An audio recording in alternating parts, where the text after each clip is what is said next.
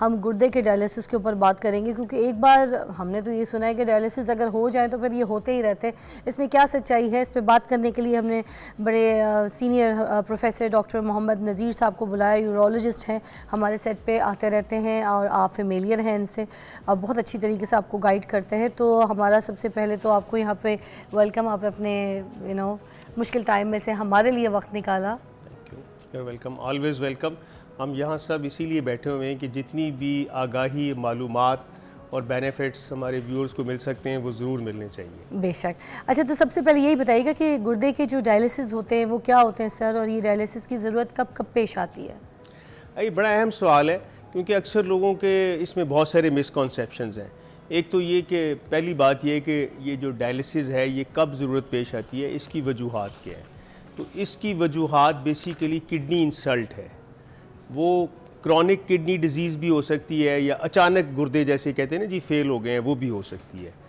और इसकी वजूहात क्या हैं? वजूहात इसकी पूरी दुनिया में जैसे हैं, शुगर है, ब्लड प्रेशर है।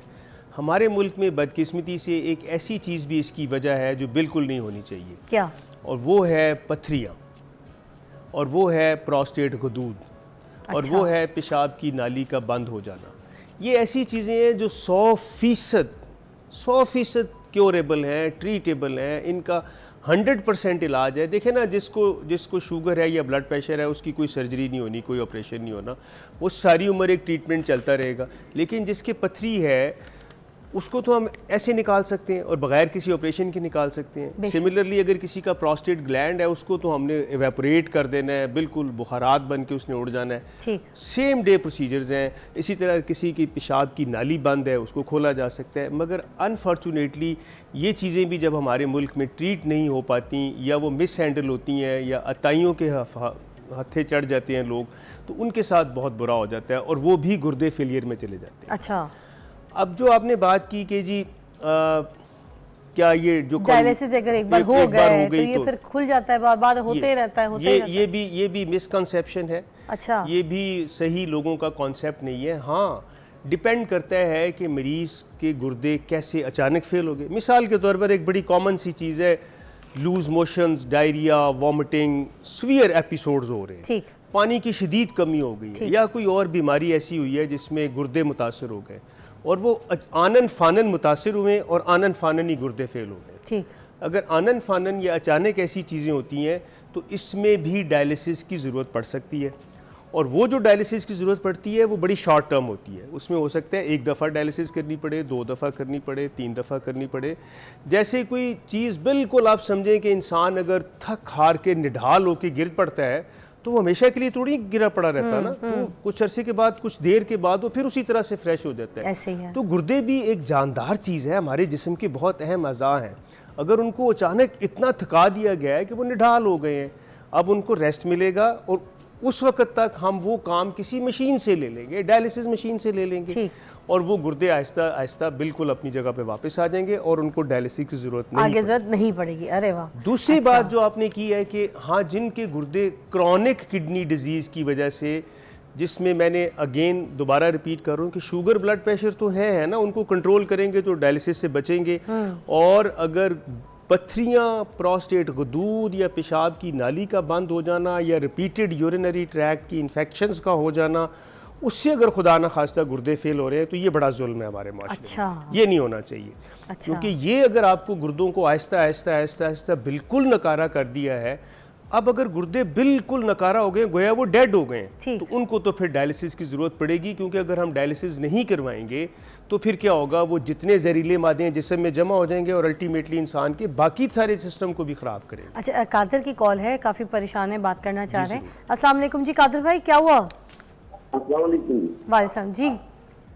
मैं खादिम हुसैन कादर नहीं है। अच्छा जी, ये है कि मेरे गुर्दे में अक्सर पथरी आ जाती है। ठीक है। गुर्दों में अक्सर पथरी आ जाती है। ठीक है। तो वो हकीम साहब की दवाई खाने से ही पेशाब में रेजा रेजा बनते निकलते हैं। रिसेंटली परसों मेरे पेशाब में एक पथरी जो कितना आ गया। अच्छा, तो ऐसा जैसे स्टार्टिंग नहीं होती उसकी जी, जैसे फूल के पत्ते होते हैं ना, ऐसी शॉपिंग पतली थी जो पत्ता निकला पेशाब में से, और बहू के मकर के रहने से बढ़ा है।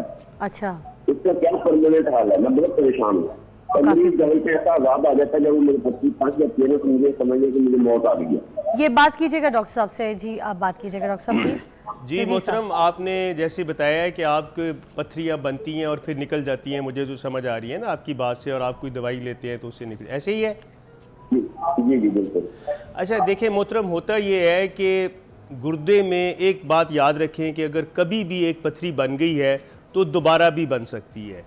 ये समझ लेना कि क्योंकि मुझे कभी दोबारा दर्द नहीं हुई तो अब मुझे पथरी नहीं है, ये हम बेसिकली इग्नोर कर रहे होते हैं, चीज़ों को सही तरह से समझ नहीं रहे होते।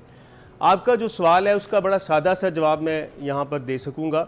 वो ये है कि देखें, जब अगर किसी भी इंसान को पथरियाँ बार बार बन रही हैं तो उसकी एक प्रॉपर एवेल्यूएशन होनी चाहिए, उसके कुछ टेस्ट हैं वो होने चाहिए, और फिर हम वजह ढूंढते हैं कि इसको किस ख़ास वजह से पथरियाँ बन रही हैं, और फिर उसके बाद उसका ट्रीटमेंट किया जाता है और उसकी प्रिवेंशन की जाती है, रोका जाता है कि ये पथरियाँ ना बने।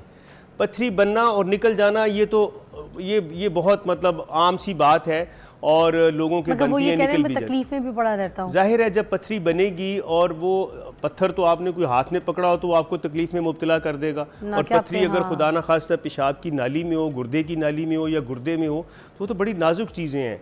तो बचने का तरीका ये है कि आपको उन पथरी की असेसमेंट एनालिसिस करवानी होती है, उसकी वजह ढूंढनी होती है, और उसके बाद उसको रोकना होता है कि आइंदा पथरियाँ ना बने।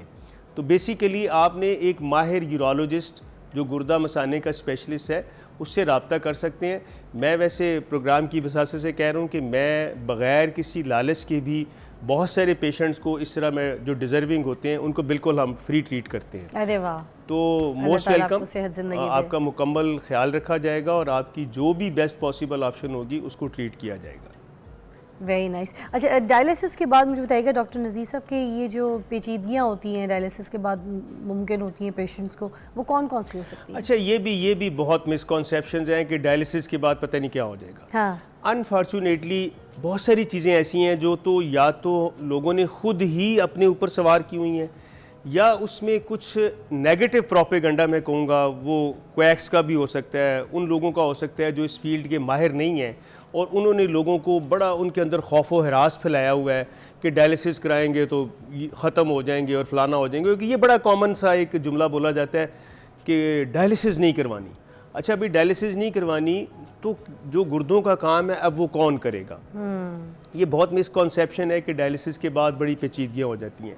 डायलिसिस का मतलब ये है कि ये एक गुर्दों की रिप्लेसमेंट थेरेपी है, यानी जो काम गुर्दों ने करना है वो अब हम टेम्परेरीली किसी भी तरीके से कर सकते हैं, मशीन के ज़रिए और तरीके भी हैं इसमें, उन तरीक़ों के ज़रिए। तो क्या गुर्दे जो कुछ कर रहे हैं वो हमें नुकसान पहुंचा रहे हैं, पेचीदगियाँ हो रही हैं? नो, वो तो हमारे जहरीले टॉक्सिक मादे जिस्म से बाहर निकाल रहे हैं।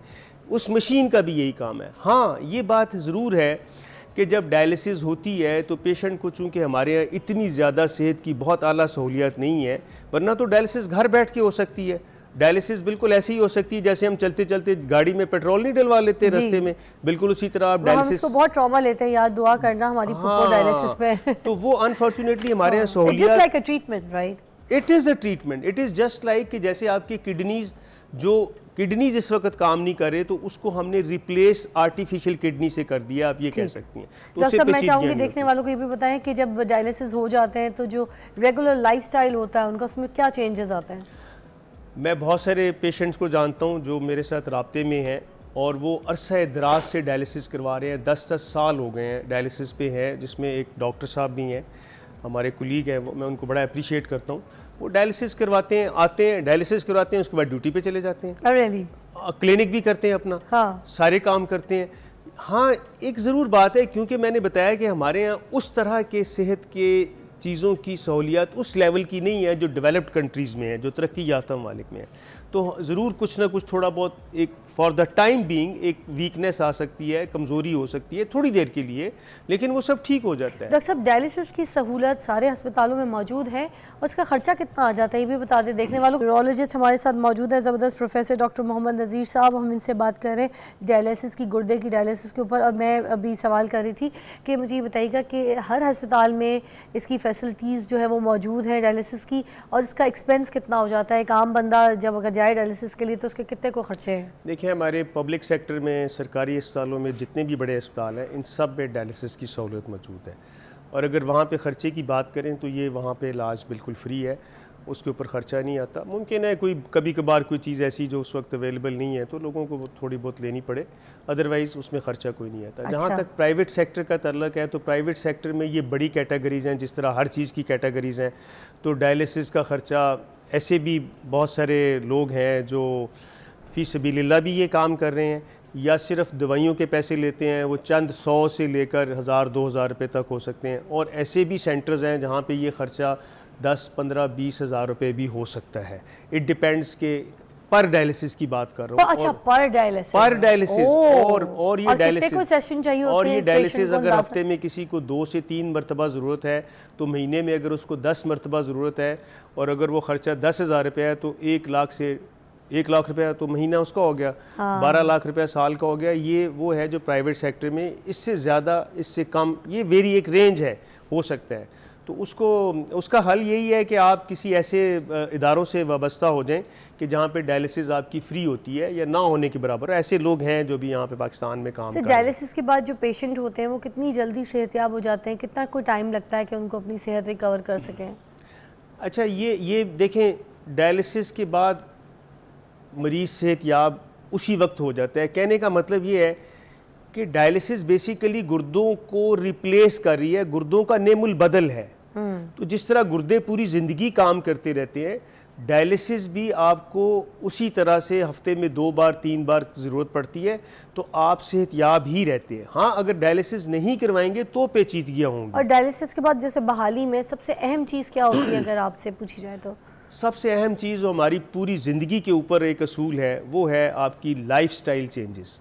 लाइफस्टाइल चेंजेस के अंदर हेल्दी लाइफस्टाइल अपनाना, डाइट और एक्सरसाइज, ये 2 बुनियादी पिलर्स हैं जिसके ऊपर आपकी हर पेशेंट जो ख़ास तौर पे डायलिसिस पे है, किडनी पेशेंट है, उसको अपनी डाइट मॉडिफिकेशन की ज़रूरत पड़ती है। बाकी काम पे जाना, दफ्तर जाना, ये तो आपने बता दिया कि लोग ऑफिस जाते वक्त डायलिसिस कराते हुए निकल जाते हैं, तो वो वाला कोई ऐसा हो रहा है, दुनिया में हो रहा है, और पाकिस्तान भी हम भी उस तरफ आहिस्ता आहिस्ता बढ़ रहे हैं कि आप जाएँ रास्ते में, जिस तरह आप गाड़ी में पेट्रोल डलवाते हैं, आप डायलिसिस सेंटर पर रुकें, डायलिसिस करवाएं, मशीन कनेक्ट करें, डायलिसिस हो जाएगी, आगे चले जाएंगे। बिल्कुल इसी तरह ये काम आप घर पे भी कर सकते हैं। रात को सोते वक्त आप एक कनेक्ट करें मशीन के साथ अपने आप को, आपके एक कनेक्टर इधर लगा हुआ है, एक इधर लगा हुआ है, उनको जोड़ दें, सो जाएं, आपके 3-4 घंटे में डायलिसिस कंप्लीट हो जाएगी। सुबह उठें, अपनी ड्यूटी पे करें, आपका कोई वक्त भी ज़ाया नहीं होगा। तो ऐसी चीज़ें, इसमें डेवलपमेंट, इसमें भी बहुत डेवलपमेंट के बाद कोई ऐसी ग़िज़ाएँ आपको लगता है जो लोगों को ज़रूरी लेनी चाहिए, या कोई ऐसी मेडिसिन जो बिल्कुल इस्तेमाल नहीं करनी चाहिए, वो भी प्लीज़ बता दें। एक तो ये बहुत अहम चीज़ है कि आपने अपने डॉक्टर से रब्ता रखना है, डॉक्टर से रब्ता रखना है जो आपका माहिर है, आपके गुर्दों की हिफाजत को वो जानता है। दूसरी बात यह है कि ग़िज़ाएँ, इसमें अगर मैं मोटी मोटी बात करूँ तो गोश्त और दालें, और जितने ये सिट्रस फ्रूट्स हैं, और खजूर है, और केले हैं, और जिसमें पोटेशियम बहुत ज़्यादा होता है, उसको हमने अवॉइड करना होता है। और हाई प्रोटीन डाइट बहुत ज़्यादा नहीं लेनी होती डायलिसिस पे, जहाँ प्रोटीन डाइट की ज़रूरत भी होती है, लेकिन एक वहाँ पे बैलेंस डाइट की ज़रूरत होती है। तो फिर इसका मतलब जिम तो नहीं कर सकता बंदा, क्योंकि if he can not take और she can not take the protein diets and all, तो फिर जिम तो प्रोटीन मांगती है ना? नहीं, देखें, उतनी प्रोटीन जितनी हमें चाहिए, और एक मॉडरेट चीज़ की रिकमेंडेशन है। ठीक। आप अब हैवी बॉडी बिल्डर बनने की कोशिश करेंगे तो मुश्किल हो जाएगा, क्योंकि आपके जिस्म का एक अहम एजाज जो है वो उतना हेल्दी नहीं है, बल्कि वो तो काम ही नहीं कर रहा, नकारा हो गया, तो उसको रिप्लेस कर रहे हैं।